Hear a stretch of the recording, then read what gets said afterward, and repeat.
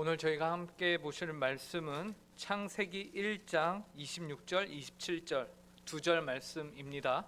창세기 1장 26절, 27절 말씀입니다.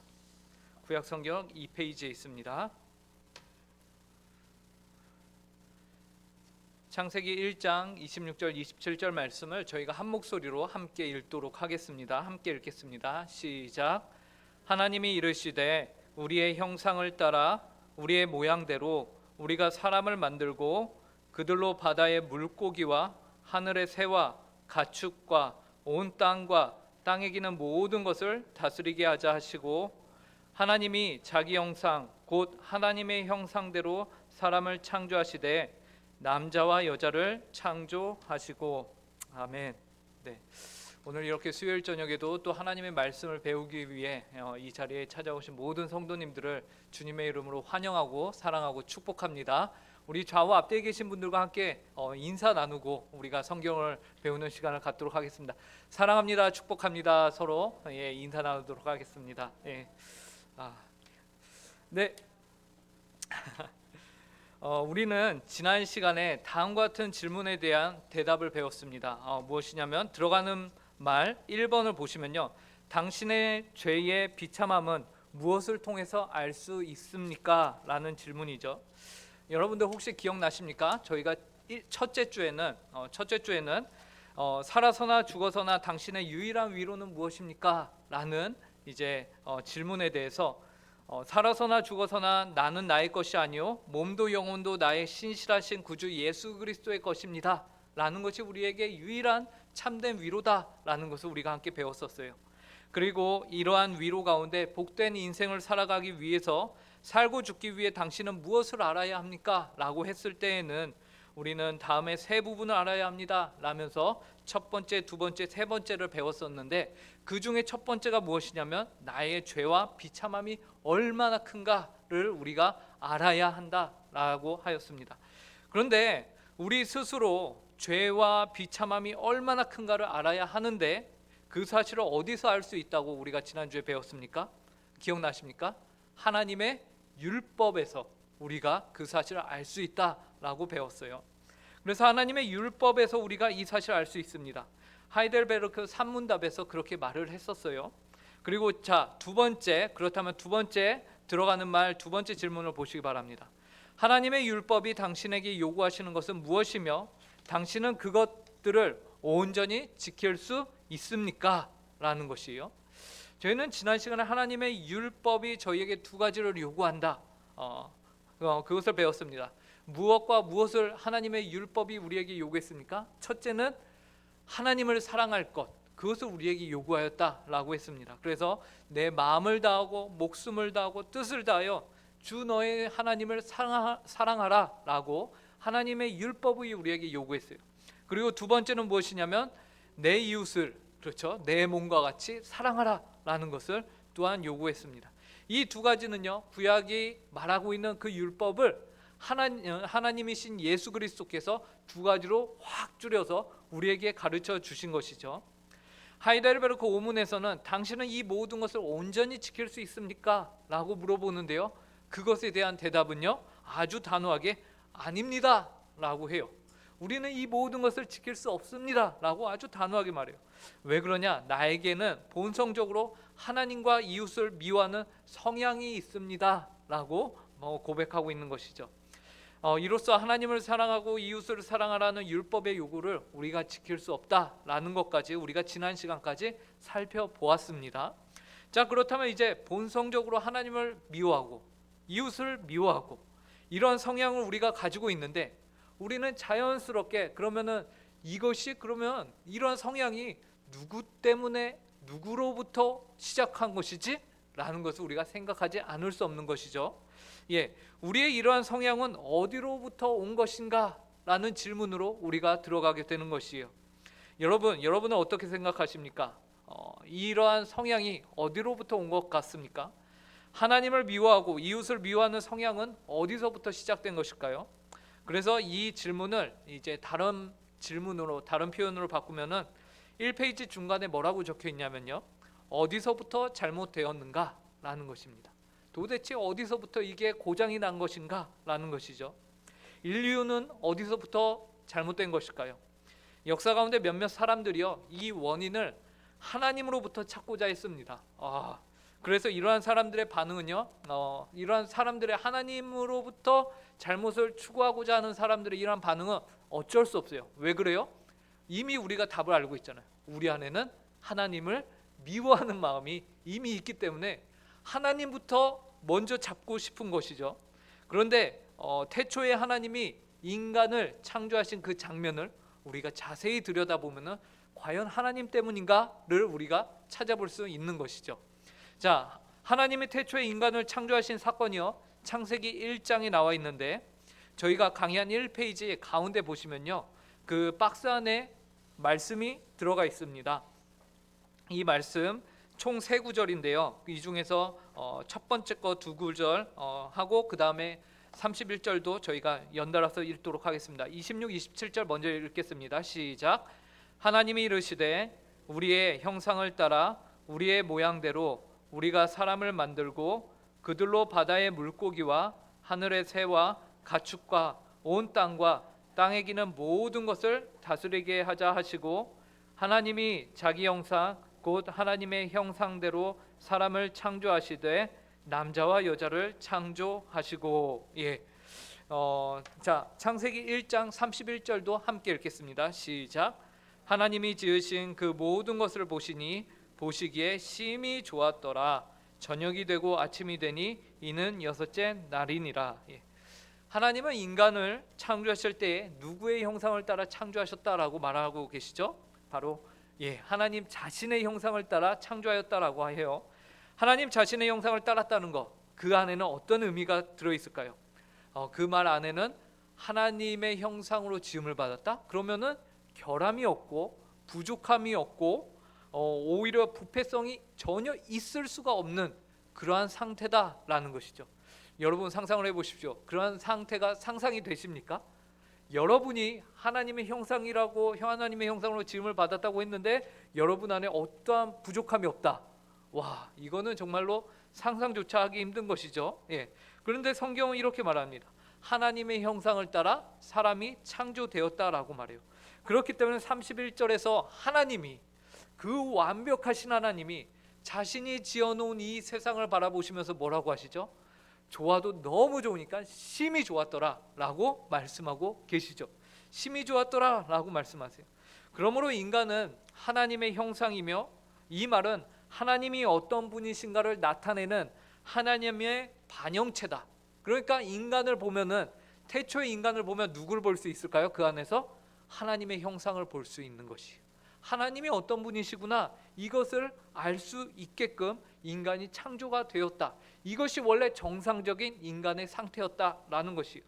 그러니 하나님이 인간을 창조하셨다는 이 사실이 이 안에는 얼마나 놀라운 그러한 역사적인 우리가 말로 형언할 수 없는 그러한 의미가 함축되어 있는 표현인지 우리가 모릅니다. 그래서 하나님의 형상이란 것은 얼마나 위대한 것인가. 그런데 여기에서 우리는 하나님의 형상이란 무엇인가를 조금 더 구체적으로 생각을 해보려고 합니다.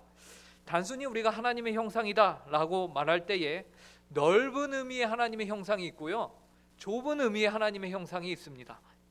강의 한 2페이지를 한번 보시기 바랍니다. 거기 보면은 넓은 의미의 하나님의 형상과 좁은 의미의 하나님의 형상. 자, 먼저 좁은 의미의 하나님의 형상에 대해서 생각을 해보면요, 하나님이 태초에 사람을 창조하시되 그를 하나님의 형상대로 창조하셨다라고 하고요, 이 말이 그렇기 때문에 하나님, 사람을 보면 하나님을 알 수 있잖아요. 그러면은 사람이 눈, 코, 입이 있고 손, 발이 있기 때문에 하나님이 인간을 자신의 형상대로 창조하셨고 인간이 이러한 모습을 갖고 있으니까 하나님도 눈, 코, 입이 있고 손, 발이 있고 눈에 보이는 그런 존재구나 라고 중학교 때 제가 생각을 했습니다. 저 스스로 성경을 읽으면서 이 사실을 발견하고는 와, 이건 엄청난 발견이다 라고 하면서 제 주변에 있는 친구들에게 성경을 가르치기 시작했습니다.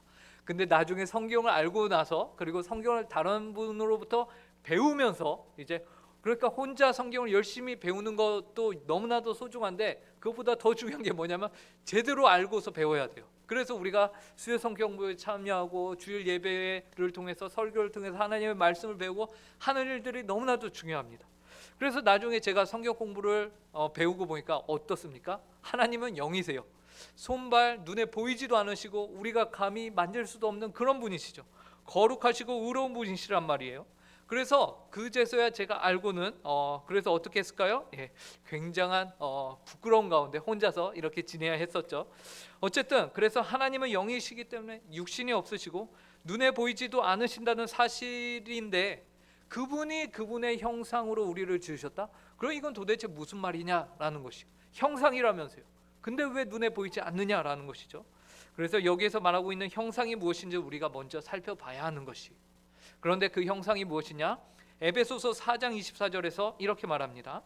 하나님을 따라 의와 진리의 거룩함으로 지으심을 받은 새 사람을 입으라. 그러니까 사람이라는 존재는 하나님의 형상으로 지음을 받았는데 그 하나님의 형상은 무엇을 말하고 있는 것이냐? 의로움과 거룩함을 의미하는 것입니다. 의롭고 거룩한 것. 이 성경 구절이 말하는 바와 같이 사람은 하나님의 형상으로 지음 받았으며 의와 진리의 거룩함으로 지음을 받은 존재입니다. 여기에서 말하는 하나님의 형상이 바로 좁은 의미에서의 하나님의 형상인 것이에요. 그래서 사람이 만약 그의 참된 의와 거룩성을 잃어버리게 된다라고 하면은 그때는 하나님의 형상을 상실한 것이 되는 것입니다. 그리고 그러나 근데 넓은 의미의 하나님의 형상은 이처럼 좁은 의미의 하나님의 형상과는 다소 다릅니다. 약간 의미가 달라요. 무엇이 다르냐? 넓은 의미의 하나님의 형상은요, 비록 좁은 의미의 하나님의 형상이 이 의로움과 거룩함을 잃었을지라도 하나님의 형상이 그대로 유지가 된다라고 보는 것이 바로 넓은 의미의 하나님의 형상이에요. 이해가 되시나요? 그러니까 거룩과 의로움을 잃었어도 그러한 존재를 향해서 우리가 하나님의 형상이라고 부를 수가 있는 것이죠. 좌우에 계신 여러분들 아까 서로 인사를 하셨는데 그 성도를 향해서 우리가 당신은 하나님의 형상입니다 라고 우리가 고백을 하면서 우리가 축복을 하는 이유가 바로 여기 있는 것입니다. 그 말을 성경이 말합니다. 창세기 9장 6절을 저희가 박스 안에 있는 내용을 함께 읽어보도록 하겠습니다. 시작. 다른 사람의 피를 흘리면 그 사람의 피도 흘릴 것이니 이는 하나님이 자기 형상대로 사람을 지으셨음이니라. 여기 등장하는 다른 사람은요 누구냐면요 바로 하나님의 형상이라고 말하는데요. 신기한 것이 무엇이냐면 창세기 9장이죠. 타락을 언제 합니까? 인간이 창세기 3장에서 합니다. 그 이후로 모든 인류는 하나님의 의와 거룩성을 잃어버렸어요. 그렇기 때문에 창세기 9장에 지금 등장하는 이 사람들도 하나님의 의와 거룩성을 잃어버린, 좁은 의미로 말하면은 하나님의 형상을 잃어버린 자들이에요. 그런데 이들을 향해서 성경이 뭐라고 하냐면 하나님이 자기 형상대로 사람을 지으셨다. 그렇기 때문에 이들을 해하는 자들은 그 사람이 피도 흘릴 것이다 라고 말하고 있다라는 것이 여기에서 등장하는 것, 그러니까 하나님의 형상이 여전히 유지가 되고 있는 것이요. 신기하죠? 이는 하나님의 형상이라는 말을 좁은 의미가 아닌 넓은 의미에서 말했기 때문에 이렇게 9장에서 사람을 향해서 하나님의 형상이라고 또한 말할 수 있는 것입니다. 하지만 우리가 잊지 말아야 하는 것은 무엇이냐면요, 이런 넓은 의미의 하나님의 형상의 경우 이미 타락을 하였기 때문에 형식상으로만 하나님의 형상이지 실질적으로는 하나님의 형상으로 볼 수가 없다라는 것이에요. 그래서 우리는 이러한 경우를 거울에 비유해서 말을 할 수 있는데요, 온전한 거울은 우리가 어떠한 모습인지 그대로 보여줍니다. 그래서 우리가 어떠한 모습인지 그대로 보여줘요. 이것을 하나님의 온전한 형상을 보여주는 좁은 의미의 하나님의 형상을 가진 자라고 볼 수 있어요. 하지만 깨어진 거울은 어떻습니까? 우리를 제대로 보여주지 못해요. 찌그러진 거울은 어떻습니까? 우리를 왜곡된 모습으로 보여줍니다. 이것이 바로 넓은 의미에서 하나님의 형상이다 라고 우리가 볼 수 있는 것이에요. 이처럼 우리는 하나님의 형상으로 지음을 받은 존재를 두 가지로 나눠서 생각을 해볼 수 있습니다. 그렇다면 우리는 이 의로움, 하나님이 태초에 인간을 창조하실 때에 인간에게 부여하신 의로움을 원의라고 하는데요. 이 원의, 원래 의를 인류 가운데서 오직 누구만이 가질 수 있었을까요? 바로 아담과 하와, 그 두 사람만이 이러한 원의를 가졌고요. 그 아담과 하와가 길지 않은 기간 동안 이 의를 가진 경험을 갖고 있습니다. 그리고 아담과 하와 이후의 모든 인류는 이 원의를 가져본 적이 있을까요? 없을까요? 없다라는 것이죠. 왜요? 우리는 나면서부터 본성적으로 이미 이 의로움을 잃은 자로서, 하나님의 형상을 잃은 자로서 태어났기 때문에 그렇습니다. 이 원의를 인류 가운데 회복시키시는 분이 계시는데 바로 그분이 예수 그리스도가 되십니다. 그래서 그분이 이 의로움의 첫 열매가 되시고요, 우리에게 하나님의 의로움과 거룩함을 선물로 주시는 것이 바로 복음입니다. 자, 2번, 하나님의 형상인 본래 상태의 인간의 과업. 그렇다면 본래 하나님의 형상인 상태의 인간의 과업은 무엇이었을까요? 즉 인간은 무엇을 위한 존재이며 또 무엇을 추구하며 어떻게 살아야 하는 것일까요? 인간의 존재 목적은 인간이 창조된 목적에서 찾아야 합니다.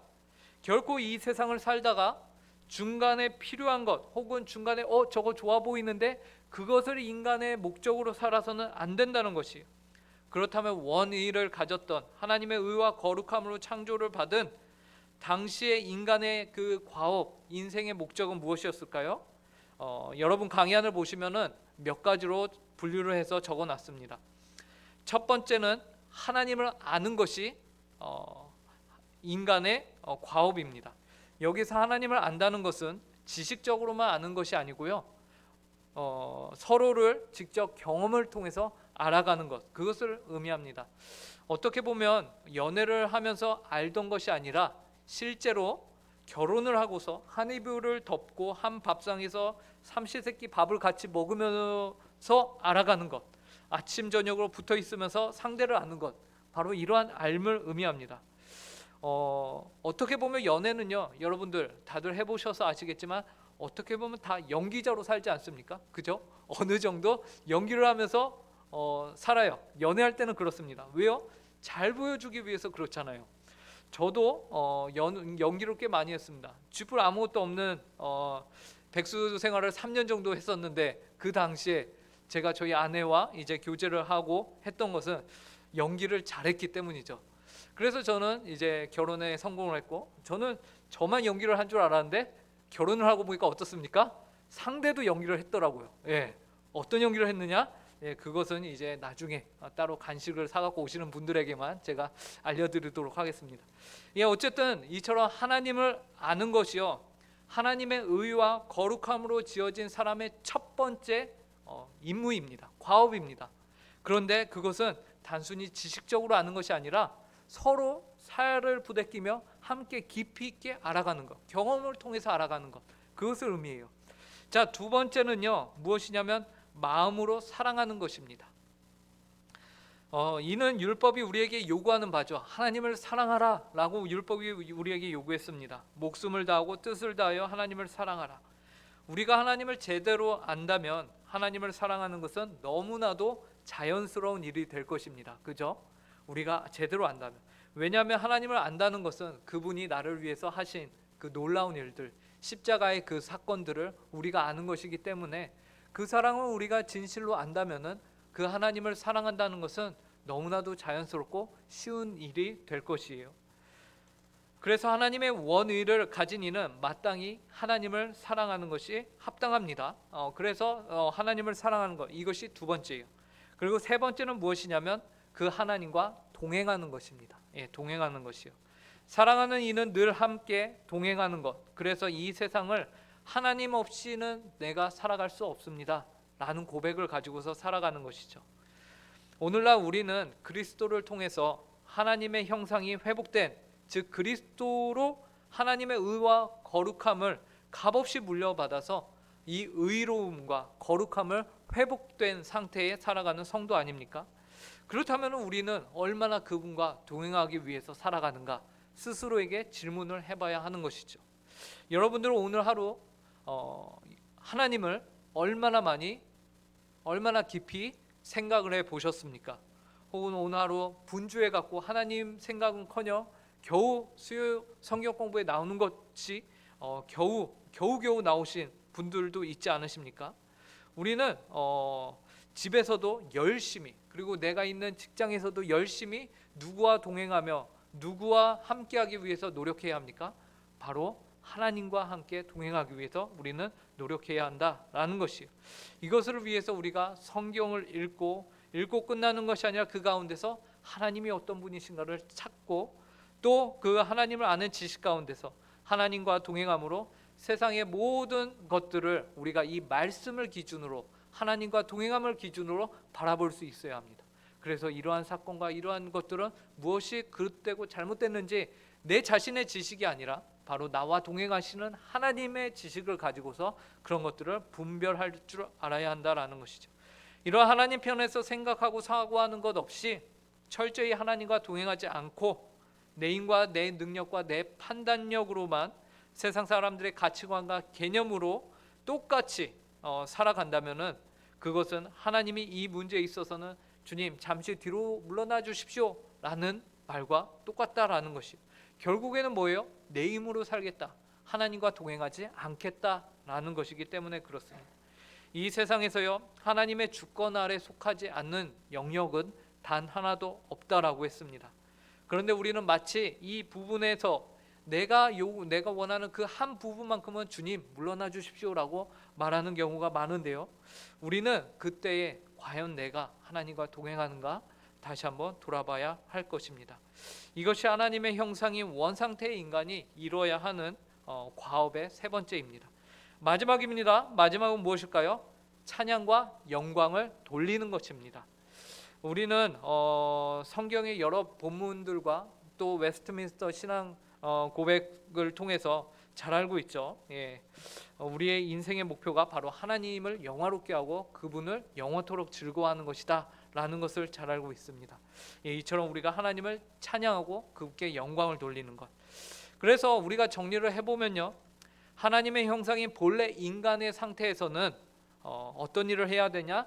하나님을 알고 하나님을 사랑하고 그분과 동행하고 그리고 그분께 찬양과 영광을 돌리는 것, 이것을 위해서 우리가 지음을 받은 존재다라는 것입니다.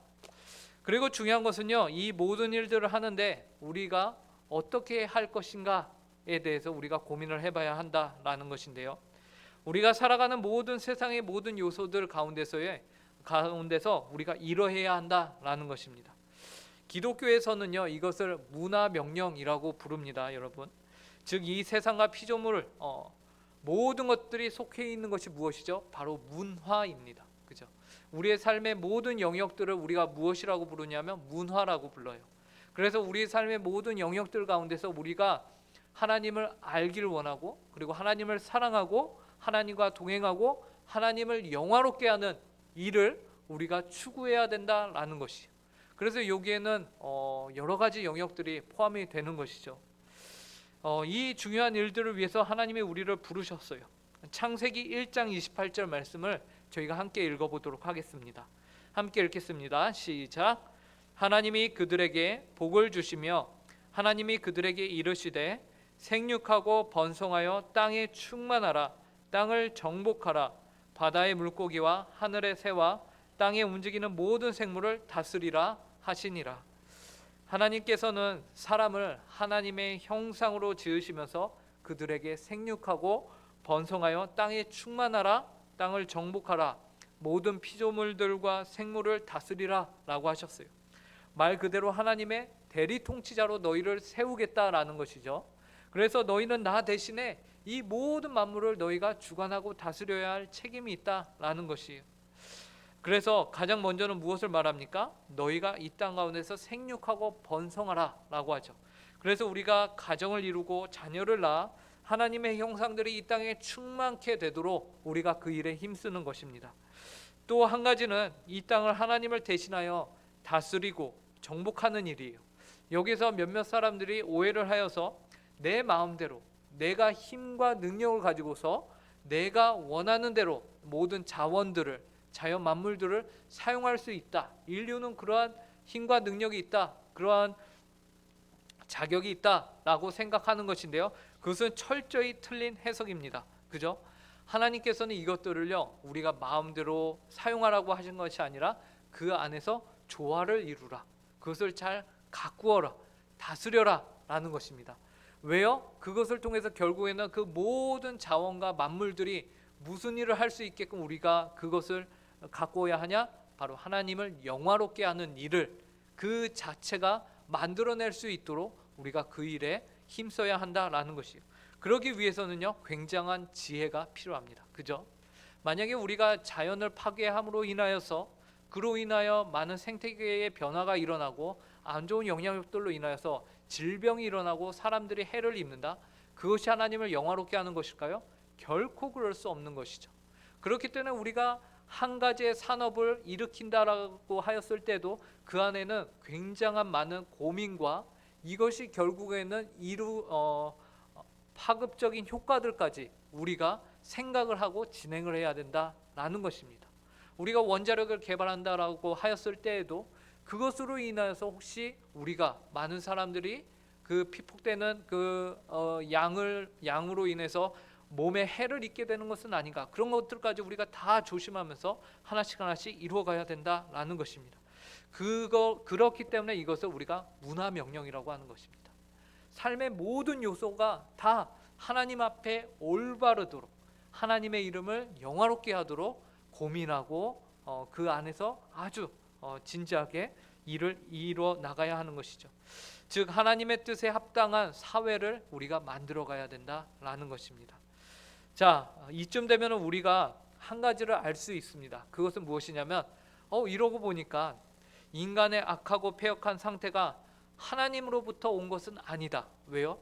하나님은 보시기에 심히 좋은 세상을, 그리고 인간을 만드실 때에 어떠한 결함이나 부족함이 있는 존재로 만드시지 않고 하나님 본인의 형상대로 인간을 창조하셨기 때문에, 여기까지 보면은 그러면은 우리의 이 부패한 마음과 이러한 악한 본성은 하나님으로부터 시작된 것은 아니구나 라는 사실을 우리가 발견하게 되는 것입니다.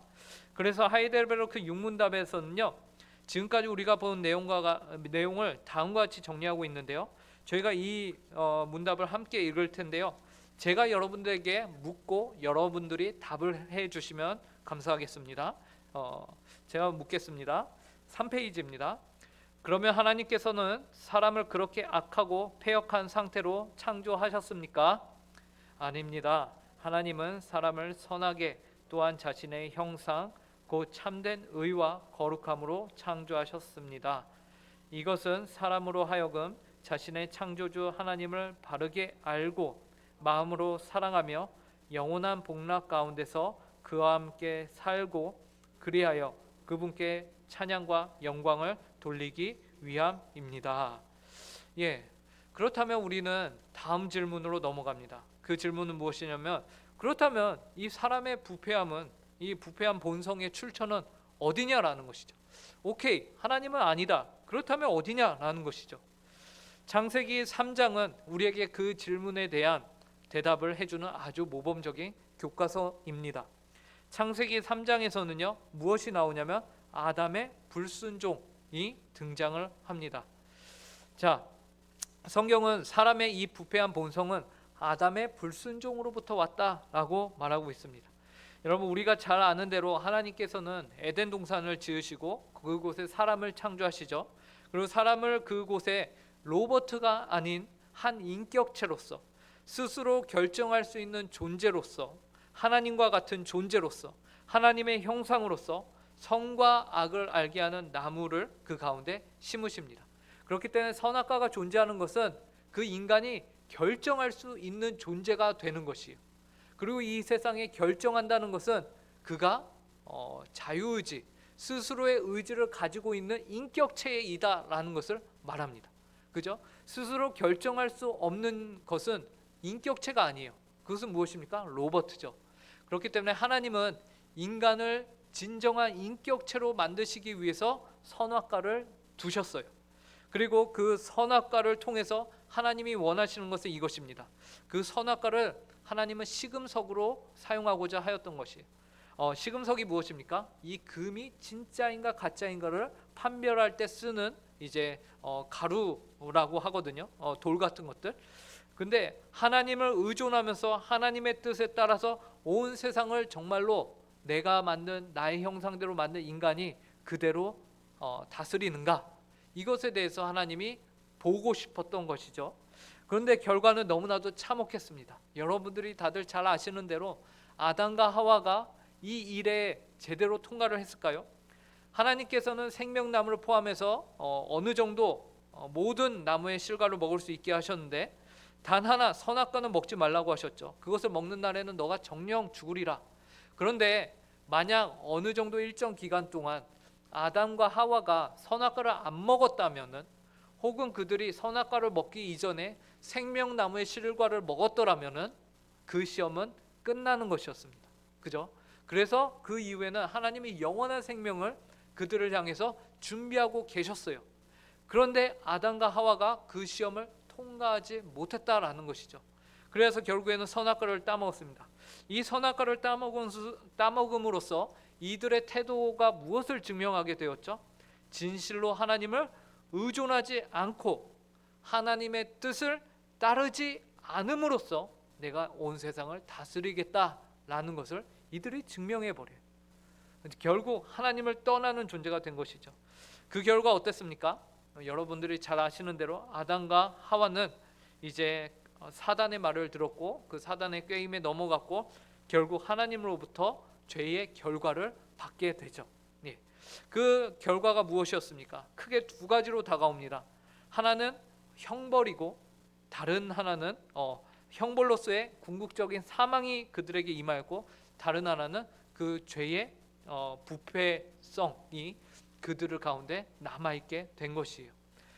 자, 죄의 형벌인 첫 번째 형벌인 궁극적인 사망을 강의 안에 보시면요, 제가 표로 이렇게 만들어 놨는데요, 첫 번째 결과는 하나님으로부터 떨어지게 되었습니다. 하나님으로부터 분리가 된 것이에요.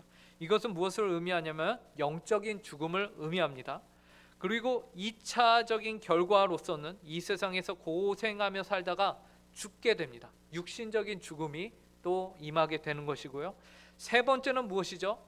이들이 자신의 범죄에 대한 영원한 형벌, 영원한 사망이 육신적인 죽음 이후에 또 기다리게 되어 있는 것이요.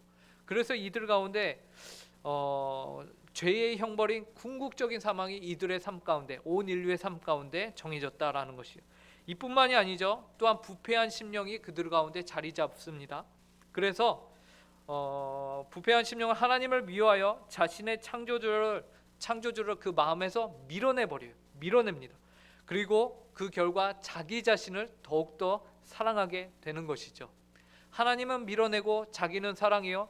그 결과 그들의 행동과 삶의 태도가 모두 다 이기적으로 바뀌어서 악을 행하게 된다라는 것이에요. 그래서 그들이 스스로 죄를 범죄하는 존재로서 살아가게 된다라는 것입니다. 그런데 어떻게 아담의 죄를 범함이 우리에게 이렇게까지 영향을 미칠 수 있게 된 것일까요? 그 이유에 대해서 우리가 또한 생각을 해봐야 되는데요.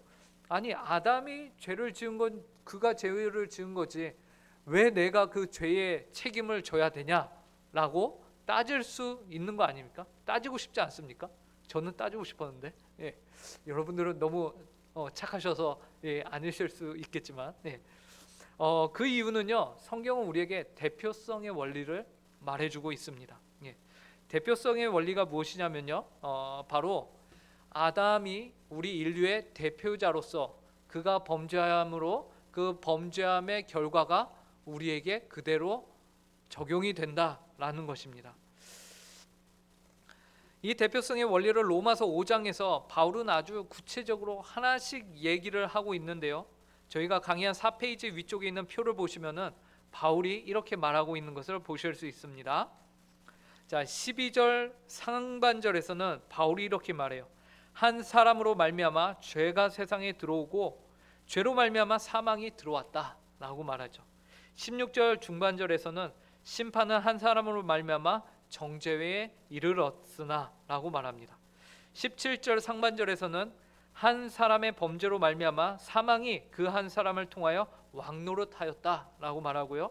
18절 상반절에서는 한 범죄로 많은 사람들이 정죄에 이르렀다라고 말합니다. 그런데 몇몇 사람들이 억울해합니다. 고작 선악과 하나 따먹은 것 같고 이렇게까지 할 일인가? 라고 말할 수도 있을 것 같아요. 하지만 여러분들, 이것은 단순히 선악과 하나를 따먹은 게 아니죠. 그 이전에 그 마음 가운데 무엇이 있었습니까? 내가 하나님과 같이 되고자 하는 마음이 있었던 것이. 선악과를 따먹은 것은요, 단지 그 마음에서 나온 하나의 행동의 열매일 뿐이지, 정작 정말 중요한 것은 무엇입니까? 그 마음이 하나님으로부터 독립하였다.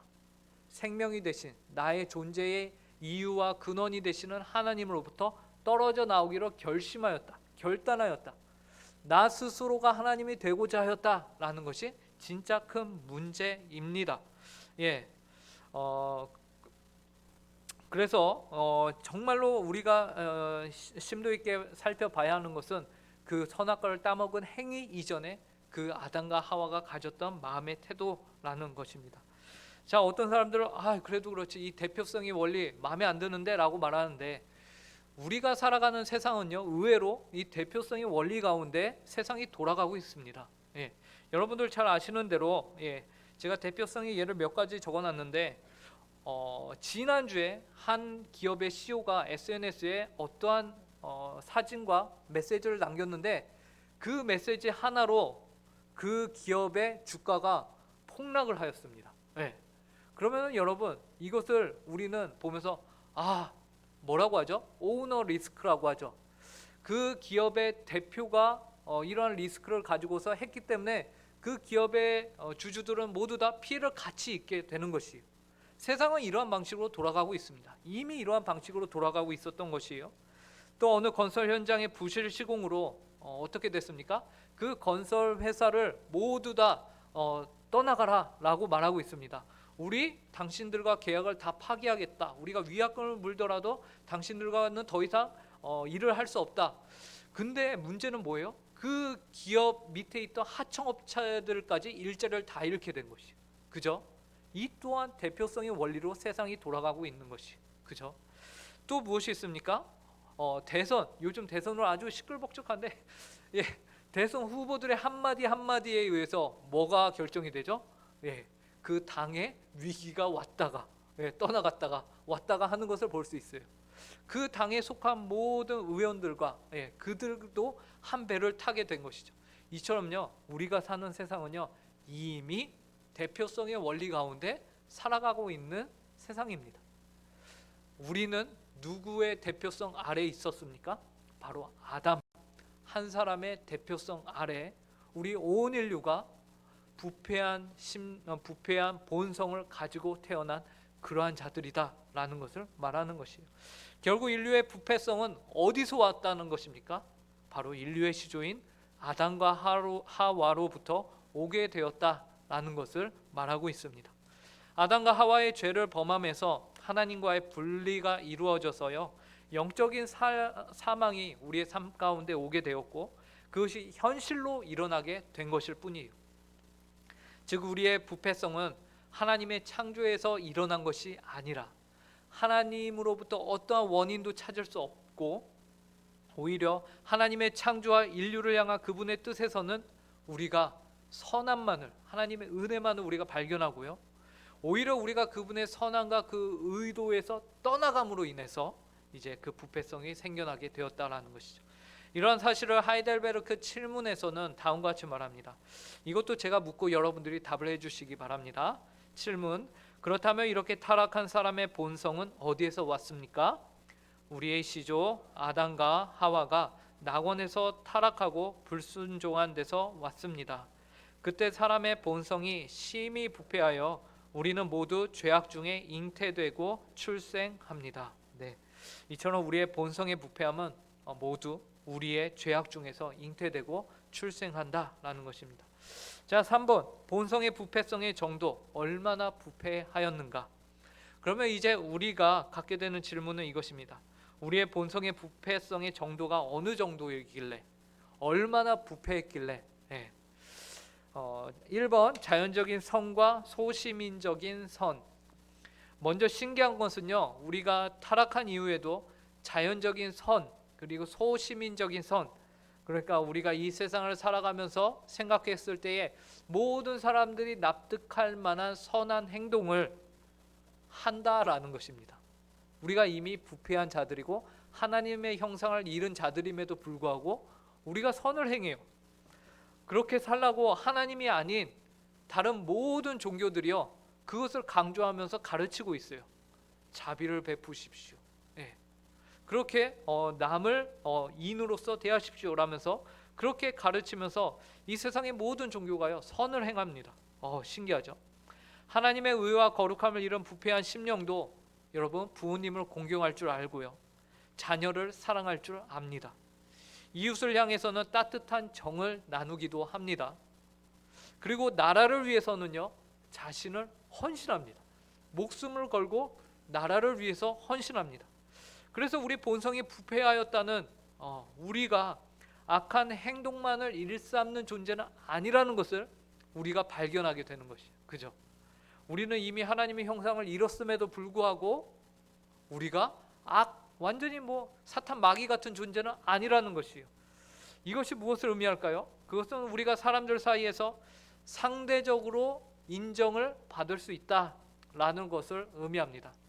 그런데 여러분, 상대적일 뿐이다라는 것이, 그러한 선은 이 세상에서 우리가 이뤄가는 그러한 소시민적인 선, 자연적인 선은 상대적인 선입니다. 상대적으로는 인정을 받을 수 있어요. 하지만 절대적인 하나님 앞에서는 인정을 받지 못한다라는 것이, 여기서 극명한 차이가 납니다. 겉으로 보이는 외적인 모습은 동일합니다. 똑같이 어렵고 궁핍한 가운데 있는 자들을 돕고 그들의 형편을 살피고 그들을 도와주고 씻겨주고 먹여주고 똑같아요. 똑같이 행했는데 그 안에서 누구는 상대적인 선을 행한 것이고 누구는 절대적인 선을 행했다라는 것이요. 그 극명하게 갈리는 이유가 무엇이냐라는 것이죠. 그 이유가 무엇일까요? 바로 하나님이 요구하시는 그 의의 기준으로 행했느냐라는 것이에요. 그 기준은 무엇입니까? 바로 의로움을 가지고서 행했느냐. 그 의로움은 누가 가질 수 있습니까? 오직 예수 그리스도를 믿는 자들만이 그 의로움을 가지고서 하나님이 요구하시는 선을 행할 수 있다라는 것입니다. 그런데 우리는 그러한 선을 우리 스스로는 할 수 없는 존재들이다라는 것을 우리가 먼저 발견하게 되는 것입니다. 그래서 이것을 전적 부패라고 합니다. 왜 그래요? 즉 인간은 아무리 좋은 일을 하여도 그 행위로는 하나님 앞에서 의롭다 하심을 얻을 육체가 아무도 없기 때문입니다. 전적 부패, 그리고 전적 무능력하다라고 말하는 것이에요. 그래서 전적 부패는 우리가 수직적으로는요, 여러분, 수직적으로는 전적 부패하였다라는 말은 무엇이냐면 아담 아래의 모든 존재는 다 죄인이다라는 것을 말하는 것입니다. 또한 수평적으로는 무엇을 의미할까요? 우리의 그 부패함이 모든 영역 가운데 스며들어가 있다. 그래서 우리가 무엇을 하더라도 뭐를 건드리더라도 그 모든 것이 하나님이 받으시기에는 옳지 않다라는 것을 말합니다. 너무나도 절망적이죠. 전적 부패가 이토록 우리를 절망케 합니다. 하나님 아담 아래에서 그 누구도 피할 수 없으며 그 어떤 영역도 하나님이 받으시기에 합당한 것이 아무것도 없는 것이, 결국 하나님의 의를 잃은 자들이 숨쉬는 것조차 무엇이 된 것이에요? 하나님이 보시기에는 용납하지 못할 존재가 숨을 쉬고 있는 것, 그것이 되어버리는 것이죠. 그리고 전적 무능력은 무엇입니까? 이러한 아주 비참한 상황 가운데 빠져있는 우리가 우리 스스로의 힘으로는 해결할 도리가 없다라는 것이, 물에 빠진 사람, 저희가 많이 이제 비유로 드는데, 물에 빠진 사람, 수영을 할 줄 모르는 사람, 바다에 휩쓸려 한번 쓸려 내려가면은 자기 힘으로 헤엄쳐서 돌아올 수 있을까요? 없을까요? 없습니다. 반드시 누군가가 도와줘야 합니다. 누군가가 가서 도와줘야 해요. 이처럼 우리는 무능력한 존재들이다라는 것이죠. 이 능력이 누구의 하지만 이러한 우리를 건지기 위해서 우리의 밖에서 우리 안으로 들어오신 분이 계십니다. 그분이 누구시라는 것이죠? 바로 예수 그리스도다라는 것이에요. 그래서 이 능력이 바로 하나님이십니다. 바로 삼위 하나님, 성부와 성자와 성령 하나님의 구원의 은혜입니다. 특별히 전적으로 부패하여서 전적으로 무능력한 이를 위하여서 인류 밖에서 하나님의 의와 거룩함으로 새롭게 완전히 새로운 존재로 다시 태어나게 하시는 일을 이제 오늘날 성령님이 하신다라는 것이죠. 이것을 우리가 중생이라고 합니다. 하나님의 재창조의 능력인 것이죠. 그래서 이를 하이델베르크 팔문답에서는요 다음과 같이 말합니다. 제가 묻고 여러분들이 답해 주시기 바랍니다. 그렇다면 우리는 그토록 부패하여 선은 조금도 행할 수 없으며 온갖 악만 행하는 성향을 지니고 있습니까? 우리가 하나님의 성령으로 거듭나지 않는 한 참으로 그렇습니다. 예, 그렇습니다. 우리가 하나님의 성령으로 거듭나지 않는 한 참으로 그렇습니다. 예, 그렇다면 이제 우리는 어떻게 해야 할까요, 여러분? 부패하여 선을 조금도 행할 수 없으며 온갖 악만 행하는 성향을 지닌 우리는 어떻게 해야 하는 것일까요? 골로새서 말씀은 우리에게 다음과 같이 새 사람을 입으라고 도전을 하고 있습니다. 이 말씀을 함께 읽어보도록 하겠습니다. 시작. 새 사람을 입었으니 이는 자기를 창조하신 이의 형상을 따라 지식에까지 새롭게 하심을 입은 자니라. 예, 물론 우리는 우리 스스로의 힘으로 결코 새 사람을 입을 수 없는 자들입니다. 예. 그럼에도 하나님께 이러한 은혜를 구할 수 있도록 하나님이 우리에게 예수 그리스도를 중보자로 보내주셨고, 또한 이제 그 예수님이 성령님을 통하여서 말할 수 없는 탄식으로 우리를 위해서 기도하고 계시며, 또 이제 그 예수님이 우리의 구원을 위해 일하고 계신다라는 사실을 우리가 믿습니다. 그리고 이미 우리는 이 자리에 있다라는 것부터 이미 우리는 세례를 받고 우리는 우리의 신앙 고백을 통해서 우리가 이미 이러한 은혜 가운데 있는 자들임을 우리가 서로 확인을 하게 되는 것입니다. 감사한 것은 우리 스스로가 우리의 비참함을 이처럼 알 때에 그것은 우리를 비극으로 내모는 것이 아니고요, 그죠?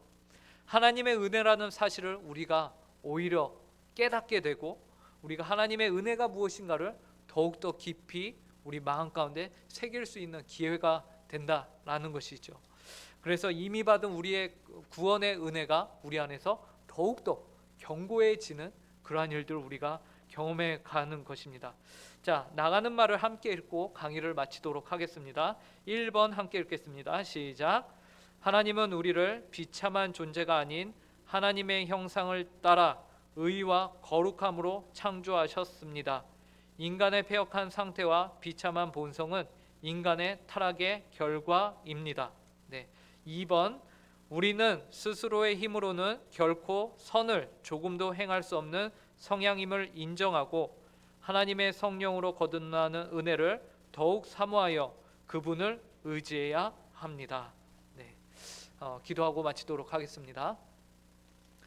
하나님 아버지 감사합니다. 오늘도 저희에게 하이델베르크 요리 문답을 통하여서 저희 신앙의 선배들이 잘 정리해 놓은 이 내용들을 통하여서 저희가 다시금 저희의 비참함이 어디로부터 시작하여 왔는지를 깨달을 수 있도록 인도해 주시니 감사합니다. 하나님, 하나님은 저희를 너무나도 하나님의 형상대로 선하게 귀하게 창조하셨습니다. 그러나 하나님 아버지, 저희는 무지하고 저희는 악하여서 저희 스스로 하나님 아버지 타락하여 범죄하였음을 이 시간 고백합니다. 하나님 아버지, 그럼에도 불구하고 주님께서는 저에게 은혜로 허락하셨고 저희를 다시금 주님의 백성이요 자녀로 불러주신 하나님이십니다. 하나님, 그 은혜를 저희가 늘 기억하며 감사하며 하나님 아버지께 영광을 돌리는 합당한 삶을 사는 저희 모든 성도들이 될 수 있도록 하여 주시옵소서. 하나님 아버지, 저희가 하이델베르크에서 특별히 비참함이라는 주제를 통하여서 저희가 계속해서 배워가고 있습니다. 하나님 아버지, 이 비참함이 저희를 비참함에 그냥 두는 것이 아니라 이 가운데서 저희에게 빛을 내려 주시는 하나님의 손길을 저희가 발견하게 하여 주시고, 하나님 아버지, 저희가 하나님의 은혜를 더욱더 깊이 깨닫는 하나님 아버지 수요 성경 공부가 될 수 있게 하여 주시옵소서. 하나님, 남은 한 주도 저희가 주님과 동행하는 한 주가 될 수 있기를 간절히 구하며 이 모든 말씀 예수님의 이름으로 기도합니다.